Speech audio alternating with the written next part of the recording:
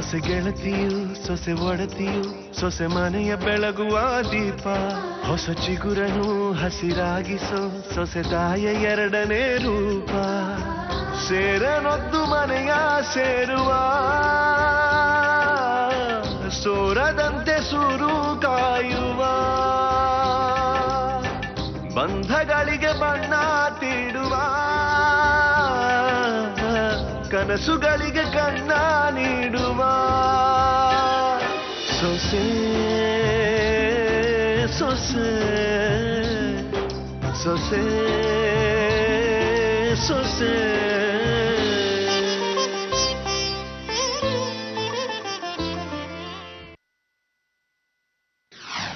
ನಿಂತ್ಕೋ ಕೀರ್ತಿ. ಒಂದು ಷರತ್ತು, ಯಾವುದೇ ಕಾರಣಕ್ಕೂ ನನ್ನ ನಿಮ್ ಗಂಡ ಅಂತ ಇಲ್ಲಿ ಹೇಳ್ಕೊಬಾರ್ದು. ಸಂಬಂಧ ಮುರಿದಿರೋ ಮಹಾನ್ ಭಾವರು ನೀವು, ನಾನ್ಯಾಕೆ ಹೇಳ್ಕೊಳ್ಳಿ? ನಿಮ್ಮ ಷರತ್ತನ್ನ ನೀವೇ ಪಾಲಿಸಿದ್ರೆ ಒಳ್ಳೇದು. ಯಾವುದೇ ಕಾರಣಕ್ಕೂ ನನ್ನನ್ನು ನಿಮ್ಮ ಹೆಂಡತಿ ಅಂತ ಎಲ್ಲೂ ಹೇಳ್ಕೊಳಕ್ ಹೋಗ್ಬೇಡಿ.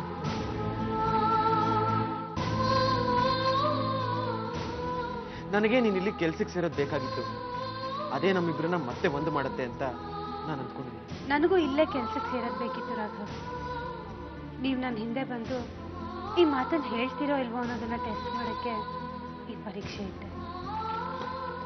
Excuse me, please please please.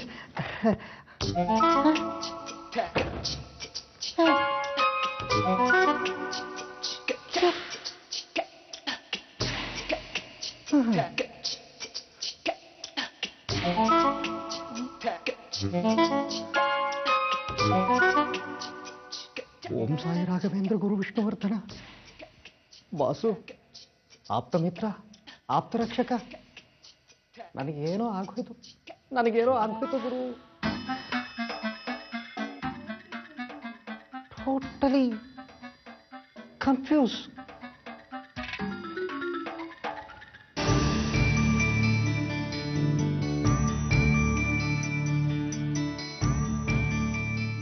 ಯಜಮಾನ್ರು ಏನ್ ಮಾಡ್ತಿದ್ದೀರೋ? ನೆಟ್ ಸರ್ಫ್ ಮಾಡ್ತಾ ಇದ್ದೀನಿ. ಅದ್ ನನಗೂ ಗೊತ್ತಾಗತ್ತೆ. ಏನ್ ವಿಷಯ ಅಂತ ಕೇಳ್ಬೋದಾ?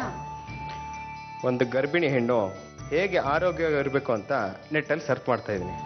ಹೆಂಡತಿ ಗರ್ಭಿಣಿ ಆಗಿರೋವಾಗ ಅವಳ ಗಂಡ ಅವಳಿಗೆ ಏನೇನ್ ಮಾಡ್ಬೇಕು, ಅವಳನ್ನ ಹೇಗೆ ನೋಡ್ಕೋಬೇಕು, ಅವಳಿಗೆ ಏನೇನೆಲ್ಲ ಗಿಫ್ಟ್ ತಂದು ಕೊಡ್ಬೇಕು ಅನ್ನೋದ್ರೆಲ್ಲ ಅದ್ರಲ್ಲಿರುತ್ತೆ.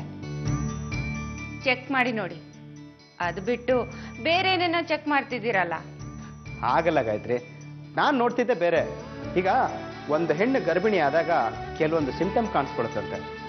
ಫಾರ್ ಎಕ್ಸಾಂಪಲ್, ಈಗ ತಲೆ ಸುತ್ತೋದು, ಕೆಮ್ಮಣ್ಣು ತಿನ್ಬೇಕು ಅನ್ಕೊಳ್ಳೋದು, ಆಮೇಲೆ ವಾಂತಿ ಬರೋದು, ಒಂದು ರೌಂಡ್ ದಪ್ಪ ಆಗೋದು, ಮಗು ಫೋಟೋ ನೋಡೋದು, ಇದೆಲ್ಲ ನೋಡ್ತಾ ಇದ್ರೆ ನಿನ್ನಲ್ಲಿ ಒಂದು ಲಕ್ಷಣ ಕಾಣ್ತಿಲ್ವೇ? ಹಾಗಂತ ನಾನು ಪ್ರೆಗ್ನೆಂಟ್ ಅನ್ನೋದೇ ಸುಳ್ಳು ಅಂತಿದ್ದೀರಾ? ಹಾಗಲ್ಲ ಗಾಯತ್ರಿ, ಇದ್ಯಾವುದು ಲಕ್ಷಣಗಳು ನಿನ್ನಲ್ಲಿ ಕಾಣಿಸ್ತಾ ಇರೋದು ಒಳಗಡೆ ಮಗುಗೆ ಏನಾದರೂ ತೊಂದರೆ ಆಗಿದೆಯಾ ಅಂತ. ದಯವಿಟ್ಟು ನನ್ನ ಮಗು ಬಗ್ಗೆ ಅಷ್ಟೊಂದು ಕೆಟ್ಟದಾಗಿ ಯೋಚನೆ ಮಾಡಬೇಡಿ. ನನ್ನ ಮಗು ಅಂತ ಯಾಕಂತೀಯ? ಅದು ನಮ್ಮ ಮಗು, ಅದ್ರ ಬಗ್ಗೆ ಕಾಳಜಿ ವಹಿಸೋದು ನನ್ನ ಕರ್ತವ್ಯ ಅಲ್ವಾ? ಅದಕ್ಕೆ ಒಂದು ಕೆಲಸ ಮಾಡೋಣ, ನಾಳೆ ಡಾಕ್ಟರ್ ಹತ್ರ ಹೋಗಿ ಚೆಕಪ್ ಮಾಡಿಸ್ಕೊಂಬರೋಣ. ಓಕೆ? ಅಯ್ಯೋ, ಅದ್ರ ಅಗತ್ಯ ಇಲ್ಲ ರೀ. ಗಾಯತ್ರಿ, ಇಲ್ಲ ಅಂತ ಹೇಗೆ ಹೇಳ್ತೀಯ? ನೀನೇನು ಡಾಕ್ಟ್ರಾ? ಹೆರೋಳ್ಗೆ ಅದೆಲ್ಲ ಗೊತ್ತಾಗತ್ತೆ. ಇದು ನಿನ್ನ ಎರಡನೇ ಹೆರಿಗೆ ಆಗಿದ್ರೆ ನಾನು ಖಂಡಿತ ಪ್ರಶ್ನೆ ಮಾಡ್ತಾ ಇರಲಿಲ್ಲ. ಇದು ನಿನ್ನ ಮೊದಲನೇ ಹೆರಿಗೆ, ಅದಕ್ಕೆ ಡಾಕ್ಟರ್ ಹತ್ರ ಹೋಗಿ ಬರೋಣ. ಅಯ್ಯೋ, ಬೇಡ ಅಂತ ಹೇಳಿದ್ನಲ್ಲ. ಗಾಯತ್ರಿ, ಹಾಗಂದ್ರೆ ಹೇಗೆ? ಗಾಯತ್ರಿ ಗಾಯತ್ರಿ ಗಾಯತ್ರಿ, ಏನಾಗ್ತಿದೆ? ಗಾಯತ್ರಿ ಗಾಯತ್ರಿ ಗಾಯತ್ರಿ, ಅಮ್ಮ, ಗಾಯತ್ರಿ ಗಾಯತ್ರಿ,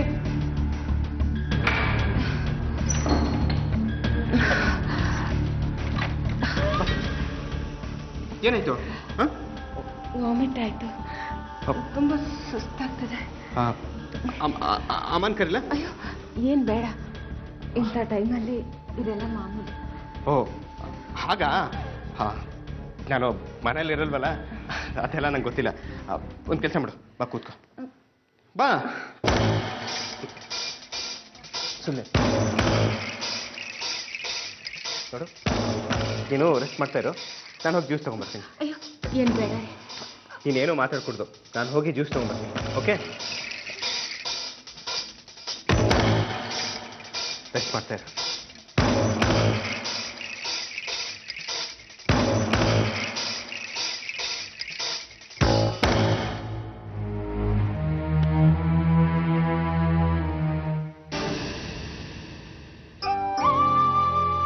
ಇದೇನಣ್ಣ ಮುಖ್ಯವಾದ ವಿಷಯ ಮಾತಾಡ್ಬೇಕು ಅಂತ ಹೇಳಿ ಸುಮ್ಮನೆ ಕೂತ್ಕೊಂಡ್ಬಿಟ್ಟಿದ್ದೀರಾ? ಅಲ್ಲಮ್ಮ, ನೀವು ಯಾಕೆ ಹೀಗೆ ಮಾಡಕ್ ಹೋದ್ರಿ? ನಾನೇನ್ ಮಾಡ್ದೆ? ರಾಘಣ್ಣನ ಆಫೀಸಲ್ಲೇ ಕೆಲ್ಸಕ್ಕೆ ಸೇರಿದ್ದೀರಂತೆ. ಸೇರ್ಬಾರ್ದಾಗಿತ್ತಾ? ಹಾಗಲ್ಲ, ನಿಮ್ಮನ್ನ ಕತ್ತಿಡ್ದು ಆಚೆ ನುಗ್ದೋರು ರಾಘಣ್ಣ. ಹೌದು, ಆದ್ರೆ ನೀವ್ ನನ್ನನ್ನ ಹಾಸ್ಟೆಲ್ಗೆ ಸೇರಿಸಿದಾಗ ರಾಘವಣ್ಣ ನಿಮ್ಮನ್ನ ಕತ್ತಿ ಹಿಡಿದು ಹೊರಗೆ ನುಗ್ಗಿದ್ರು, ನಿಮ್ ಜೊತೆ ಕೆಟ್ಟದಾಗ ನಡ್ಕೊಂಡಿದ್ರು. ಅವ್ರು ಒಳ್ಳೆಯವರು ಅನ್ನೋದನ್ನ ಮಾತ್ರ ಮರಿಬೇಡ ಕೀರ್ತಮ್ಮ ಅಂತ ನನ್ಗೆ ಹೇಳಿದ್ರಿ ಅಲ್ವಣ್ಣ. ಅಂಥ ಒಳ್ಳೆ ವ್ಯಕ್ತಿನ ದಿನ ನೋಡ್ತಾ ಇರ್ಬೇಕು ಅನ್ನಿಸ್ತು, ಅದಕ್ಕೆ ಅಲ್ಲೇ ಕೆಲ್ಸಕ್ಕೆ ಸೇರಿದೆ. ಹಾಗಾದ್ರೆ ನಿಮ್ ಮನ್ಸಲ್ಲಿ ಇನ್ನೂ ರಾಘಣ್ಣನ ಮೇಲೆ ಪ್ರೀತಿ ಇದೆಯಮ್ಮ? ಇಲ್ದೇ ಇರುತ್ತಾ ಅಣ್ಣ? ಒಬ್ಬ ವ್ಯಕ್ತಿನ ನಾವು ಮೊದಲನೇ ಸರ್ತಿ ಹೇಗ್ ನೋಡ್ತೀವೋ ಅದೇ ಚಿತ್ರ ಮನ್ಸಲ್ಲಿ ಉಳ್ಕೊಂಡ್ಬಿಡತ್ತೆ. ಅವ್ರು ಕೆಡ್ಬೋದು, ಆದ್ರೆ ಮನ್ಸಲ್ಲಿರೋ ಚಿತ್ರ ಯಾವತ್ತೂ ಕೆಡಲ್ಲ ಅಣ್ಣ. ಹೃದಯದಲ್ಲಿರೋ ಚಿತ್ರನ ಅಳಿಸೋರೊಬ್ಬರು ಇದುವರೆಗೂ ಜಗತ್ತಲ್ಲಿ ಯಾರೂ ಕಂಡು ಹಿಡಿದಿಲ್ಲ. ಹಾಗಂತ ರಾಘವ್ನ ಪ್ರತಿನಿತ್ಯ ನೋಡ್ಬೇಕು ಅನ್ನೋದು ನನ್ನ ಹೃದಯದಿಂದ ಹುಟ್ಟಿರೋ ಬೈಕೆ ಅಲ್ಲ ಅಣ್ಣ, ನನ್ನ ಹೊಟ್ಟೆಯಿಂದ ಹುಟ್ಟಿರೋ ಬೈಕೆ. ಹೊಟ್ಟೆಲ್ ಬೆಳಿತಿರೋ ಮಗು ತಾಯಿ ಕರಳಿಗೆ ಅಂಟ್ಕೊಂಡಿದ್ರು ಅವ್ರ ಅಪ್ಪನ್ ನೋಡ್ಬೇಕು ಅನ್ನೋ ಬೈಕೆ ಹುಟ್ಟಾಕುತ್ತೆ. ಈಗದ ಅವ್ರಪ್ಪನ ನನ್ನ ಕಣ್ಣಿಂದ ತಾನೇ ನೋಡ್ಬೇಕು. ಅದಕ್ಕೆ ನಾನ್ ತಾನೇ ರಾಘವ್ನ ನೋಡ್ತಾ ಇರ್ಬೇಕು. ಅದೇ ಕಾರಣಕ್ಕೆ ಹೇಗಾದ್ರೂ ಮಾಡಿ ಅದೇ ಆಫೀಸ್ನಲ್ಲಿ ಕೆಲ್ಸಕ್ಕೆ ಸೇರ್ಬೇಕು ಅಂತ ಹೋಗಿ ಸೇರ್ದೆ. ಅಷ್ಟೇ ಅಲ್ಲ, ರಾಘವ್ ಅಲ್ಲಿದ್ದಾರೆ ಅಂತ ಗೊತ್ತಾದ್ಮೇಲೆ ಕೆಲ್ಸ ಬಿಡೋ ಹಾಗೆ ನಾಟಕ ಕೂಡ ಮಾಡಿದೆ. ಆದ್ರೆ ರಾಘವು ನನ್ನ ಅಹಂಕಾರ ಕೆಣ್ಕೋ ಹಾಗೆ ಮಾತಾಡಿ ಮತ್ತೆ ನಾನು ಅಲ್ಲಿಗೆ ಹೋಗಿ ಅಪಾಯಿಂಟ್ಮೆಂಟ್ ಲೆಟರ್ ತಗೊಳ್ಳೋ ಹಾಗೆ ಮಾಡಿದ್ರು. ಅಂದ್ಮೇಲೆ ರಾಘವ್ಗೆ ಇನ್ನೂ ನನ್ನ ಮೇಲೆ ಎಷ್ಟು ಪ್ರೀತಿ ಇದೆ ಅಂತ ನೋಡಿ ಅಣ್ಣ. ರಾಘವ್ ಜೊತೆ 8 ಗಂಟೆ ಕೆಲಸ ಮಾಡ್ತೀನಿ, ದಿನದ 8 ಗಂಟೆ ನಾನು ಅವ್ರ ಜೊತೆ ಇರ್ತೀನಿ. ಇದಕ್ಕಿಂತ ಇನ್ನೇನ್ ಬೇಕು ಹೇಳಿ ಅಣ್ಣ? ಅಲ್ಲಮ್ಮ, ಇಷ್ಟೊಂದು ಪ್ರೀತಿಸೋ ನೀವು ರಾಘಣ್ಣ ಕರೆದ್ರೆ ಯಾಕೆ ಬರಲ್ಲ? ಅದು ನಿಮ್ಗೆ ಅರ್ಥ ಆಗಲ್ಲ ಬಿಡಿ ಅಣ್ಣ. ಪ್ರೀತಿಗೂ ಒಂದೊಂದ್ ಸರ್ತಿ ಸಣ್ಣ ಅಹಂಕಾರ ಅಂಟ್ಕೊಂಡ್ಬಿಡತ್ತೆ. ಅದು ನನ್ನನ್ನು ಪ್ರೀತಿಸೋನು ನನ್ನನ್ನ ಯಾವ ಹಂತದವರೆಗೂ ಪ್ರೀತಿಸ್ತಾನೆ ಅಂತ ನೋಡಕ್ ಬಯಸುತ್ತೆ. ಇದು ಅಂಥದ್ದೇ ಸಣ್ಣ ಅಹಂಕಾರ. ಇಷ್ಟು ದಿನ ರಾಘವ್ನ ಅಂಟ್ಕೊಂಡಿತ್ತು, ಈಗ ನನ್ನ ಜೊತೆ ಬಂದಿದೆ. ಇದರಿಂದ ನಾಳೆ ನಿಮ್ ಪ್ರೀತಿಗೆ ತೊಂದರೆ ಆದ್ರೆ? ಆರೋಗ್ಯವಂತ ಅಹಂಕಾರಕ್ಕೆ ತೊಂದರೆ ಇರೋಲ್ಲ ಅಣ್ಣ. ತೊಂದರೆ ಇರೋದು ಕೇವಲ ದುರಹಂಕಾರಕ್ಕೆ. ಇಷ್ಟಕ್ಕೂ ಗಂಡ ಹೆಂಡತಿ ವಿಷಯ ನಿಮ್ಗೆ ಅರ್ಥ ಆಗಲ್ಲ ಬಿಡಿ. ಯಾಕೆ? ಯಾಕೆಂದ್ರೆ ನೀವು ಒಂದ್ ಮದ್ವೆ ಆಗಿ ಹಾಗೆಲ್ಲ ನಿಮ್ಗೆ ಅರ್ಥ ಆಗುತ್ತೆ. ಇರ್ಬೋದಮ್ಮ. ಅಮ್ಮ ಕೇಶವ್, ಏನಿದು? ಎಷ್ಟು ಭಯ ಆಯ್ತು ಗೊತ್ತಾ? ಏನ್ರಿ ಇದು? ಏನೆಲ್ಲ ತಂದಿದ್ದೀರಾ? ಅರೆ ಏನಿದು? ಮೈತ್ರಿ, ಗೊತ್ತಾಗ್ಲಿಲ್ವಾ? ಇನ್ನು ಮೇಲೆ ನೀನು ಇದ್ರ ಮಧ್ಯೆ ದಿನ ಕಳಿಬೇಕು. ಇಲ್ಲ, ಈ ಫೋಟೋ ನೋಡು. ಈ ಫೋಟೋ ನೋಡಿ ನೀನ್ ಮೈ ಮರ್ತ್ರೆ ನಮ್ಮ ಹುಟ್ಟೋ ಮಗು ನಿನ್ ಕಣ್ಣಿಂದ ಈ ಫೋಟೋ ನೋಡಿ ಚೆನ್ನಾಗಿ ಬೆಳೆಯುತ್ತೆ. ಅಷ್ಟೇ ಅಲ್ಲ, ನೋಡು, ಈ ಬಟ್ಟೆಗಳು, ಈ ಆಟ ಸಾಮಾನುಗಳು, ನಾವು ಪಡ್ತಿರೋ ಸಂಭ್ರಮ ನೋಡಿ ನಾನೊಂದು ಒಳ್ಳೆ ಮನೆಗೆ ಕಾಲಿಡ್ತಾ ಇದ್ದೇನೆ ಅಂತ ಖುಷಿಯಾಗಿ ನಮ್ಮ ಮನೆಗೆ ಬರುತ್ತೆ. ಅಲ್ಲ ಕೇಶವ್, ಇದನ್ನೆಲ್ಲ ನೋಡ್ಕೊಂಡು ಓ ನನ್ಗೋಸ್ಕರ ಇವ್ರುಗಳೆಲ್ಲ ಎಷ್ಟೊಂದು ಕಷ್ಟ ಪಡ್ತಿದ್ದಾರೆ, ಏನೇನೆಲ್ಲ ತಂದಿದ್ದಾರೆ ಅಂತ ಮಗು ಬೇಗ ಹುಟ್ಬಿಟ್ರೆ ಕಷ್ಟ ಅಲ್ವಾ? ಸಾಕು, ಸುಮ್ಮನೆ ಇರಮ್ಮ, ತಮಾಷೆ ಮಾಡ್ಬೇಡ. ಅಮ್ಮನ ಹೊಟ್ಟೆ ನೆಮ್ಮದಿ ಮಗುಗ್ ಬೇಕೇ ಬೇಕು. ಯಾವುದೇ ಚಿಂತೆ ಇಲ್ಲದೆ, ಹೊಟ್ಟೆ ಬಟ್ಟೆ ಯೋಚನೆ ಇಲ್ಲದೆ, ಯಾವುದೇ ತರ ಡಿಸ್ಟರ್ಬ್ ಮಾಡೋ ಜನ ಇಲ್ಲದೆ 9 ತಿಂಗಳು ಮಗು ಪಾಲಿಗೆ ಸ್ವರ್ಗ. ಅದಕ್ಕೆ ಹೇಳ್ತಾರೆ ಮಗು ಕಷ್ಟ ಆಗ್ಬಾರ್ದು ಅಂತ ಸಡಿಲ್ವಾದ ಬಟ್ಟೆ ಹಾಕೊಳ್ಳಿ ಅಂತಾರೆ. ನಿಧಾನಕ್ಕೆ ನಡಿಬೇಕು. ಯಾವುದೇ ಕೆಲಸ ಮಾಡ್ಬೇಕಾದ್ರೂ ಆತರ ಪಡಬಾರ್ದು. ನಿನ್ಗೆ ಯಾವ ಕೆಲಸ ಖುಷಿ ಕೊಡುತ್ತೋ ಆ ಕೆಲಸನೇ ಮಾಡ್ಬೇಕು. ನಿನ್ಗೇನ್ ಬೇಕಾದ್ರೂ ಕೇಳು, ಯಾವುದೇ ಹೊತ್ತಿನಲ್ಲೂ ನನ್ನನ್ನು ಡಿಸ್ಟರ್ಬ್ ಮಾಡ್ಬೋದು. ಆದ್ರೆ ನೀನ್ ಮಾತ್ರ ಯಾವುದೇ ಕಾರಣಕ್ಕೂ ಡಿಸ್ಟರ್ಬ್ ಆಗ್ಬಾರ್ದು, ಸರಿನಾ?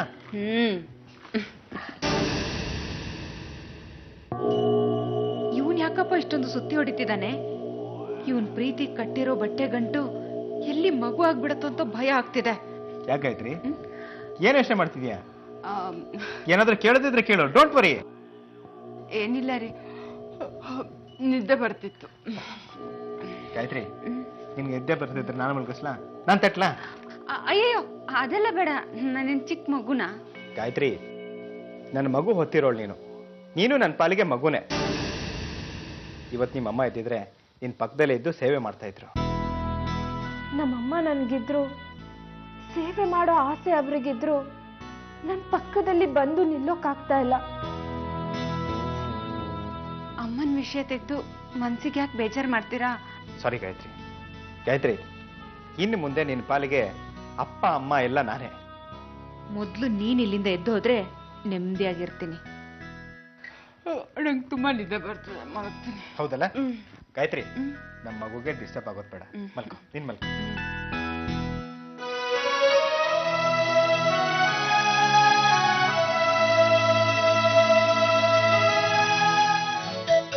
ಕೀರ್ತಮ್ಮ, ಕೀರ್ತಮ್ಮ, ಕೀರ್ತಮ್ಮ, ಹೇಗಿದ್ದೀರಾ ಕೀರ್ತಮ್ಮ? ಚೆನ್ನಾಗಿದ್ದೀನಿ ಅಣ್ಣ. ತಗೊಳ್ಳಿ. ಏನಣ್ಣ ಇದೆಲ್ಲ? ಇದು ಚಟ್ನಿ ಪುಡಿ, ಉಪ್ಪಿನಕಾಯಿ, ಹುಣಸೆಕಾಯಿ ತೊಕ್ಕು. ಅಕಸ್ಮಾತ್ ಅಡಿಗೆ ಸರಿ ಆಗದಿದ್ದಾಗ ಇದನ್ನೊಂದು ಚೂರು ಹಾಕೊಂಡು ತಿಂದ್ರೆ ಸಾಕು, ಆರಾಮಾಗಿ ಹೊಟ್ಟೆ ತುಂಬುತ್ತೆ. ಹಾಸ್ಟೆಲ್ ನಲ್ಲಿ ಒಳ್ಳೆ ಊಟ ಹಾಕ್ತಾರೆ. ಅಯ್ಯೋ, ನಿತ್ಯ ಒಳ್ಳೆ ಊಟ ಮಾಡಿದ್ರು ಒಂದೊಂದ್ಸರಿ ನಾಲ್ಗೆ ಕೆಡುತ್ತೆ ಕೀರ್ತಮ್ಮ. ತಗೊಳ್ಳಿ. ಥ್ಯಾಂಕ್ಸ್ ಅಣ್ಣ. ಹಾಸ್ಟೆಲ್ ಅಲ್ಲೆಲ್ಲ ಚೆನ್ನಾಗಿ ನೋಡ್ಕೊತಾ ಇದ್ದಾರಾ? ಇಲ್ಲಿರೋರೆಲ್ಲ ಒಂದಲ್ಲ ಒಂದ್ ರೀತಿ ನೊಂದು ಬಂದವ್ರೆ ಅಣ್ಣ. ಅದಕ್ಕೆ ಇನ್ನೊಬ್ರಿಗೆ ನೋವು ಕೊಡೋದಕ್ಕೆ ಹೋಗೋದಿಲ್ಲ. ವೇಷ ಸಾಧಿಸೋ ಅಂಜಲಿ ತರ ಹುಡುಗಿ ಅಂತೂ ಇಲ್ಲಿಲ್ವೇ ಇಲ್ಲ. ಎಲ್ರೂ ಬೆಳಿಗ್ಗೆ ಎದ್ದು ಕೆಲ್ಸಕ್ಕೆ ಹೋಗ್ತೀವಿ, ಸಂಜೆ ಆದ್ರೆ ವಾಪಸ್ ಬಂದು ಗೂಡು ಸೇರ್ಕೋತೀವಿ. ಅದಕ್ಕೆ ಸುಖವಾಗಿದ್ದೀವಿ. ಹರಟೆ ಹೊಡೆಯೋಕ್ಕೂ ಪುರ್ಸೊತ್ ಸಿಗೋದಿಲ್ಲ ಅಣ್ಣ. ಕೆಲ್ಸದಿಂದ ಬಂದ ತಕ್ಷಣ ಮಲ್ಕೋತೀನಿ, ಮಲ್ಗಿದ ತಕ್ಷಣ ಬೆಳಗಾಗೋದನ್ನೇ ಕಾಯ್ತಿರ್ತೀನಿ. ಆಫೀಸಿಂದ ಬಂದ ತಕ್ಷಣ ಮತ್ತೆ ಯಾವಾಗ ಆಫೀಸ್ಗೆ ಹೋಗ್ತೀನೋ ಅಂತ ಅನಿಸ್ತಾ ಇರತ್ತೆ. ಅದಕ್ಕೆ ಕಾರಣ ಮಾತ್ರ ರಾಘವ್. ನಿಮ್ಮಿಬ್ರು ವಿಷಯದಲ್ಲಿ ಅರ್ಥ ಆಗದಿರೋದು ಒಂದೇ, ಪ್ರೀತಿಸೋರ್ನ ಆ ದೇವ್ರು ಯಾಕೆ ದೂರ ಮಾಡ್ತಾನೆ? ಹತ್ರ ಇದ್ರೆ ಪ್ರೀತಿ ಹೊರಟೋಗುತ್ತೆ ಅಂತ. ಅದ್ ಸರಿ, ಮನೆಯವರೆಲ್ಲ ಹೇಗಿದ್ದಾರೆ? ವಿಶೇಷ ಏನೂ ಇಲ್ಲಮ್ಮ. ಕೇಶವಣ್ಣ ಇತ್ತೀಚೆಗೆ ಬಿಸ್ನೆಸ್ ಕಡೆ ಗಮನ ಕೊಟ್ಟಿದ್ದಾರೆ. ಅವ್ರ ಪಾಡಿಗೆ ಅವ್ರ ಆಫೀಸ್ಗೆ ಹೋಗಿ ಬರ್ತಾರೆ. ಇನ್ನು ಹೊಸದಮ್ಮನ್ ನೋಡಿದಾಗ್ಲೆಲ್ಲ ಕೆನ್ನೆ ಮೇಲೆ ಯಾವಾಗ್ಲೂ ಅಳುವಿನ ಗೆರೆ ಇರುತ್ತೇನೋ ಅನ್ಸಕ್ ಶುರು ಆಗ್ಬಿಡುತ್ತೆ. ವಿವೇಕಣ್ಣ ಅಂತೂ ಈಗೀಗ ಚೇತರಿಸ್ಕೊತಾ ಇದ್ದಾರೆ. ರಾಘಣ್ಣನ ಪಾಲಿಗೆ ವಿವೇಕಣ್ಣನೇ ಅಮ್ಮ ಆಗಿದ್ದಾರೆ. ತುಂಬು ಕುಟುಂಬದಲ್ಲಿರೋ ಸಂತೋಷನೇ ಅದ ಅಣ್ಣ. ಒಬ್ರ ಸ್ಥಾನದಲ್ಲಿ ಇನ್ನೊಬ್ರು ಬಂದು ನಿಂತ್ಕೋಬಹುದು. ಕೊಡೋ ಪ್ರೀತಿಗೆ ಯಾವತ್ತೂ ಕೊರತೆ ಇರೋದಿಲ್ಲ. ಕಿದ್ದಮ್ಮ, ಆಸ್ಪತ್ರೆಗೆ ತೋರಿಸ್ತಿದ್ದೀರಾ? ಒಳಗಡೆ ಇರೋ ಒಗ್ಗಟ್ಟು ಕುಟುಂಬದ ಕಂದ ಯಾರು ಇಲ್ಲದೆ ಅನಾಥವಾಗಿ ಹುಟ್ಟೋದಕ್ಕೆ ಸಿದ್ಧವಾಗ್ತಿದೆ ಅಣ್ಣ. ಏನಮ್ಮ ಹೇಳ್ತಿದ್ದೀರಾ? ಹೌದಣ್ಣ, ಇದ್ರ ಪಾಲಿಗೆ ನನ್ನನ್ನು ಬಿಟ್ಟು ಬೇರೆ ಯಾರು ಇರ್ತಾರೆ ಹೇಳು? ಇದಕ್ಕೆ ನಾನೇ ಪ್ರಪಂಚ. ಹಾಗಾದ್ರೆ ನೀವು ರಾಘಣ್ಣನ್ ಸೇರಲ್ಲ ಅಂತ ಡಿಸೈಡ್ ಮಾಡ್ಬಿಟ್ಟಿದ್ದೀರಾ? ನಾನೇನ್ ಡಿಸೈಡ್ ಮಾಡ್ಲಿ ಅಣ್ಣ? ಒಳ್ಳೇದಾಗುತ್ತೆ ಅಂತ ಕಾಯ್ತಾ ಕೂತಿದಾಗ ಒಂಚೂರು ಕೆಟ್ಟದಾದ್ರೂ ಬೇಜಾರಾಗುತ್ತೆ. ಅದಕ್ಕೆ ಕೆಟ್ಟದಾಗುತ್ತೆ ಅಂತ ಕಾಯ್ತಾ ಇದ್ದೀನಿ. ಆಗ ಒಂಚೂರು ಒಳ್ಳೇದಾದ್ರೂ ಖುಷಿ ಆಗುತ್ತೆ. ಈ ರೀತಿ ಕಾಯೋದ್ರ ಬದಲು ಮುಖಾಮುಖಿ ಮಾತಾಡಿ ಮನ್ಸಲ್ಲಿರೋ ಅನುಮಾನನ ದೂರ ಮಾಡ್ಕೊಂಡು ಜೊತೆಲಿ ಇರ್ಬೋದಲ್ಲ ಕೀರ್ತಮ್ಮ? ಇರ್ಬೋದಣ್ಣ, ಆದ್ರೆ ಅದಕ್ಕೂ ಮುಂಚೆ ರಾಘವ್ ತಮ್ಮ ಮನ್ಸನ್ನ ಸಂಪೂರ್ಣವಾಗಿ ತೊಳ್ಕೋಬೇಕು. ಮತ್ತೆ ಯಾರೋ ಏನೋ ಹೇಳಿದ ಮಾತನ್ನ ಕೇಳಿ ಆ ಮನ್ಸು ನನ್ನನ್ನ ಅನುಮಾನಿಸೋ ಸ್ಥಿತಿಗೆ ಬರಬಾರ್ದು. ನಿಜಕ್ಕೂ ರಾಘಣ್ಣನ ಗುಣ ಅಂತದಲ್ಲ ಕೀರ್ತಮ್ಮ. ಆದ್ರೆ ತಾಯಿನ ಕಳ್ಕೊಂಡ್ ದುಃಖ, ಹೆಂಡ್ತಿನ ಅನುಮಾನಿಸು, ಅಂಜಲಿ ಮಾತನ್ನ ನಂಬು ಅಂತ ಹೇಳಿರತ್ತಲ್ವ ಅಣ್ಣ. ಪ್ರೀತಿಗೆ ಶುರುವಾಗದ್ ಗೊತ್ತು ಅಣ್ಣ, ಆದ್ರೆ ಬದ್ಲಾಗೋದ್ ಗೊತ್ತಿಲ್ಲ. ಏನೂ ಮಾಡಕ್ಕಾಗಲ್ಲ. ನಾ ಬರ್ತೀನಣ್ಣ. ಮನೆಗೆ ಯಾವಾಗ ಬರ್ತೀರಮ್ಮ? ನನ್ನನ್ನ ಮನೆಯಿಂದ ಆಚೆ ಹಾಕಕ್ಕೆ ಒಂದ್ ಸಂದರ್ಭ ಹೇಗ್ ಹುಟ್ಕೊಳ್ತೋ ಹಾಗೆ ನನ್ನನ್ನ ವಾಪಸ್ ಮನೆ ಒಳಗೆ ಕರ್ಕೊಳ್ಳೋದಕ್ಕೂ ಒಂದ್ ಸಂದರ್ಭ ಹುಟ್ಟಬೇಕು ಅನ್ಸತ್ತಣ್ಣ. ಆಗ ನನ್ನ ಮನಸ್ಥಿತಿ ಹೀಗೆ ಇದ್ರೆ ಖಂಡಿತ ಬರ್ತೀನಿ. ಇಲ್ಲ ಅಂದ್ರೆ ನನ್ನ ಪಾಲಿಗೆ ಇತ್ತೇ ಇದೆಯಲ್ಲ ಶಾರದಾ ಲೇಡೀಸ್ ಹಾಸ್ಟೆಲ್, ಬರ್ತೀನಿ. ಸರಿನಮ್ಮ.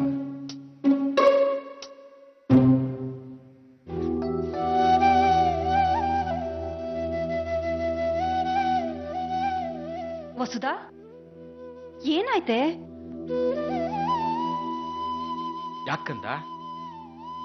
ಯಾರಾದ್ರೂ ಏನಾದ್ರು ಅಂದ್ರ ಅಥವಾ ಏನಾದ್ರೂ ಕೇಳಿದ್ರ? ಮತ್ ಯಾಕೆ ಅಳ್ತಿದ್ಯಾ? ಕೇಶವ್ ಮಾಮ ಗಾಯತ್ರಿನ ಎಷ್ಟ್ ಚೆನ್ನಾಗಿ ನೋಡ್ಕೊಂತಿದ್ದಾನ್ ಗೊತ್ತೇನಮ್ಮ. ಅವಳು ಬಸ್ರಿ ಅಂತ ಅವಳಿಗೆ ಸ್ವೆಟರ್ ತಂದ್ಕೊಟ್ಟಿದ್ದಾನೆ. ಮಾತಿಗೂ ಆರಾಮಾಗಿರು, ನಿಧಾನಕ್ಕೆ ಓಡಾಡು, ಹೆಚ್ಚಿಗೆ ಕೆಲಸ ಮಾಡ್ಬೇಡ ಅಂತ ಹೇಳ್ತಾ ಇರ್ತಾನೆ. ಯಾವಾಗ್ಲೂ ನಿನ್ ಮಕ್ಳು ಫೋಟೋನೇ ನೋಡ್ತಿರ್ಬೇಕು ಅಂತ ಪುಟಾಣಿ ಮಕ್ಳದು ಎಷ್ಟು ಫೋಟೋ ತಂದ್ಕೊಟ್ಟಿದ್ದಾನ್ ಗೊತ್ತಾ. ಅದನ್ನೆಲ್ಲ ನೋಡ್ತಾ ಇದ್ರೆ ಹುಟ್ಟೋ ಮಕ್ಳು ಅಷ್ಟೇ ಚೆನ್ನಾಗಿ ಹುಟ್ಟತ್ತಂತೆ. ನನ್ಗೂ ಅದನ್ನೆಲ್ಲ ಯಾರಾದ್ರೂ ಹೇಳ್ಬೇಕು ಅಂತ ಆಸೆ ಆಗ್ತಿದೆ ಅಪ್ಪ. ಮಗಳೇ, ನಾನಿದ್ದೀನಲ್ಲ ಕಂದ, ಪ್ರತಿ ದಿವಸ ನಾನ್ ನಿನ್ನನ್ನು ಕೇಳ್ತೀನಿ. ಮಗು ಫೋಟೋ ಇರೋ ದೊಡ್ಡ ಪುಸ್ತಕ ತಂದ್ಕೊಡ್ತೀನಿ. ಆಮೇಲೆ ನಿನ್ ಮೊಬೈಲ್ಗೆ ಮಗು ನಗ್ತಾ ಇರೋ ರಿಂಗ್ ಟೋನ್ ಹಾಕ್ಸ್ಕೊಡ್ತೀನಿ. ಯೋಚನೆ ಮಾಡ್ಬೇಡ ಕಂದ. ಎಲ್ಲ ಸರಿಯೇನಪ್ಪ, ಆದ್ರೆ ನನ್ನ ಒಳಗೊಂದ್ ಕೂಸ್ ಜೀವ ತಳಿತಿದೆ ಅನ್ನೋ ವಿಷಯನೇ ಈ ಮನೇಲಿ ಯಾರಿಗೂ ಹೇಳ್ಬಾರ್ದು ಅಲ್ವೇನಪ್ಪ. ಸತ್ಯನ ಹಂಚ್ಕೊಳ್ದೆ ಸಂತೋಷ ಪಡಕ್ ಹೇಗಪ್ಪ ಸಾಧ್ಯ? ಏನಮ್ಮ ಮಾಡೋದು?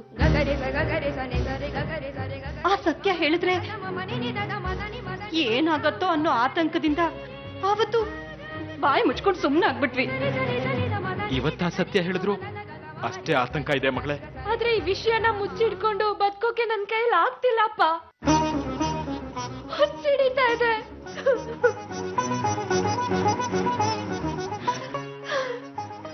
ಈ ಸಂತೋಷನ ಬೇರೆಯವ್ರ ಜೊತೆ ಹಂಚ್ಕೊಳ್ಳೋದಿರ್ಲಿ, ನಾನೇ ಅನ್ಭವ್ಸಕ್ ಆಗ್ತಿಲ್ವಲ್ಲ.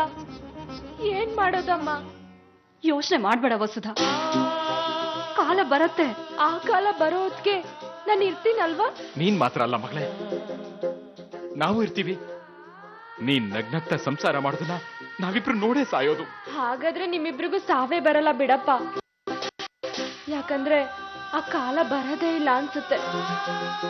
ನೊಂದ್ಕೋಬೇಡ್ವೆ, ಪ್ರತಿಯೊಬ್ಬರಿಗೂ ಕಷ್ಟ ಕಾಲ ಬಂದೇ ಬರತ್ತೆ. ಅದಕ್ಕೆ ಕೊನೆ ಅಂತಾನೂ ಇರತ್ತೆ. ಕಾಯೋದು ಸ್ವಲ್ಪ ಕಷ್ಟ ಆಗತ್ತೆ ಅಷ್ಟೇ. ಅದೇ ರೀತಿ ಸಹನೆಗೂ ಒಂದ್ ಮಿತಿ ಇರತ್ತೆ, ಆ ಮಿತಿಗೂ ಒಂದ್ ಕೊನೆ ಅಂತ ಇರತ್ತೆ. ಆಮೇಲೆ ಏನಾಗುತ್ತೋ ಆ ದೇವ್ರಿಗೆ ಗೊತ್ತು.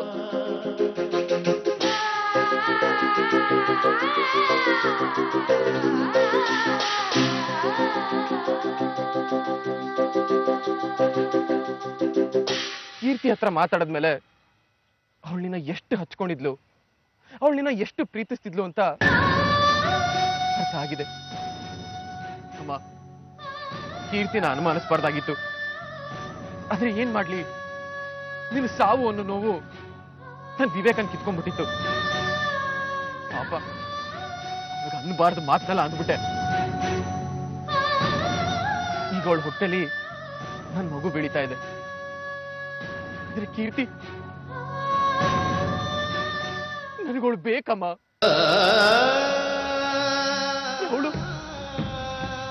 ಅವಳು ನನ್ನ ಬೇಡ ಅಂತಿದ್ದಾಳೆ. ಪ್ರೀತಿ ಯಾವತ್ತು ಪ್ರೀತಿಯವ್ರನ್ನ ಅನುಮಾನಿಸಲ್ಲ ಅಂದ್ಲು. ನಾನು ಯಾಕೆ ಅವಳನ್ನ ಅನುಮಾನಿಸ್ತೆ?